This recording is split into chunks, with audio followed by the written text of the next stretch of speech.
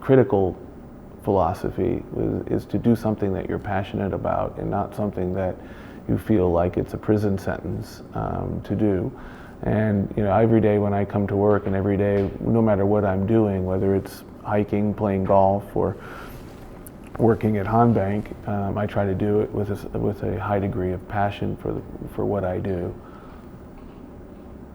Passion, honesty. I think I try not to, in my business, not to find ways to shortcut solutions. Normally, we like to try to simplify everything, but sometimes there's no easy solution, and it's not to shortcut it so that you have some form of a cosmetic solution to a real problem. It's important for executives to be very engaged with people that do the jobs in the bank, and not just a very select few. So even though I have maybe 12 or 13 people who report directly to me, I work with a much broader population in the bank because a lot of my job is teaching, and I meet a lot of young people who are doing important roles and jobs for the bank, and take an example from how I try to resolve problems and try to implement new initiatives, rather than me just telling them how they should be, that they can actually feel it from me. So when I talk about passion and honesty, it's a lot about how they see me, and they like to see, is he actually living his own words? And I think would be part of my style, is to emanate the type of values that I want to promote and foster in the bank. I wouldn't say that I believe in some form of utopia. I think that every society has to find its own dynamic. Find its own way of being. I've lived in different countries. I've been exposed to different communities, and I don't think there's one way where you can say this is how it should be. We're human beings, and human beings are constantly on this journey to find a better way of living. And so I don't believe that there is some form out there that is perfect. From economic perspective, I was born and raised in a free market. I'm from the U.S. and a regulated free market. But I think that, and I tend to believe that has been, in time, has been a very good way of approaching business. I don't think democracy is messy. It's not perfect. And so it's hard for me. I also grew up in democracy, but I think there are other forms of government out there that have also seen success. Going backwards, so Mongolia, Romania, Hungary, Czech Republic, Poland, and U.S. Well, we're in the process of we have two major projects this year. One is we're about to launch shortly an omni-channel platform, which will allow customers to engage with the bank in a much more friendly manner.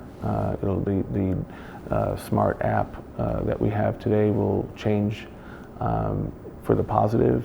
Our internet banking platform will be changed for the positive, launching a customer relationship management system which will help us tailor our products and services for certain customers, individual customers, and also segments of customers.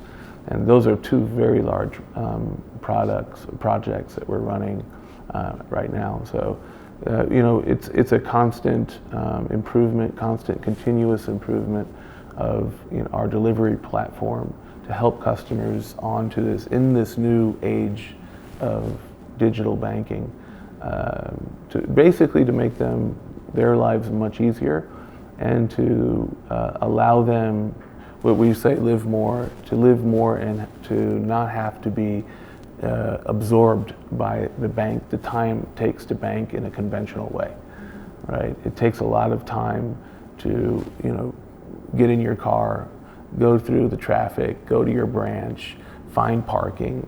It takes a lot of time. Yeah, so it's part of our contribution to helping the economy diversify. Right? We all know that we're very much linked to the commodity cycle, and that structure in the economy will take time to change. Right?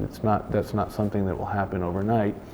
But for the last couple of years, we have re-energized our SME strategy to go out, because we have such a unique platform.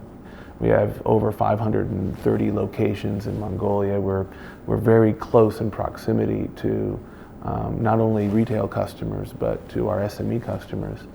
And so we've spent a lot of energy and in time in building out a better proposition for our customers, which includes an advisory component. We launched, I think about 2.5 months ago, we launched a resource center at the Seoul branch. And this center is solely dedicated to helping SMEs build their skill, build their competence in how to manage their businesses. So every day we have a group of people and they go through different types of training programs. We are the trainers. We also bring in trainers from outside of Mongolia. We work with different IFIs that offer us assistance to the bank and also to our customers.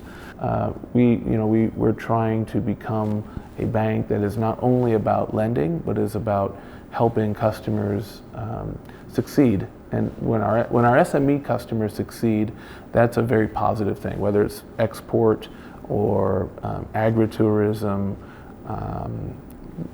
It all helps diversify the economy. And the stronger the SME segment is in Mongolia, the less dependent the country becomes on the commodity cycle.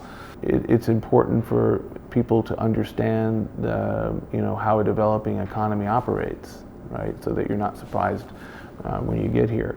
Attitudes towards technology are quite advanced, right? And you might even make a case where you have the U.S. is a very advanced economy, right? But the attitudes towards fintech and technology are probably more conservative than Mongolia. Well, I mean, I'll give you an example. Your national ID cards are probably the most progressive ID cards that I've dealt with in the past. I mean, we are currently using national ID cards to authenticate customers in our branches and also at our new kiosks where you can do a variety of different services just based on your ID card and your fingerprint. And so that's pretty progressive. And so I think there is momentum in the government to move in a digitized direction. And I've not seen it in any other country. I don't consider myself successful, frankly. I don't know what that means. I'm always very cautious about calling myself or anything that I do success. I'm happy about different initiatives, and I'm encouraged by some of the initiatives, business initiatives, and the results. I would call myself encouraged, I don't feel successful. I think probably I never will feel that, whatever that feeling is, that I've somehow made it or somehow finished what I accomplished or set out to do. I think that probably the opportunity that life has presented to me to live an interesting life that I would never. Maybe opportunities, but also maybe some of the courage that I had to do it because it's, you know, I haven't spent any time professionally in the United States since 1996, but I've learned a lot by going to different countries and working in different countries and working with different cultures and different people, and I'm very grateful for that opportunity.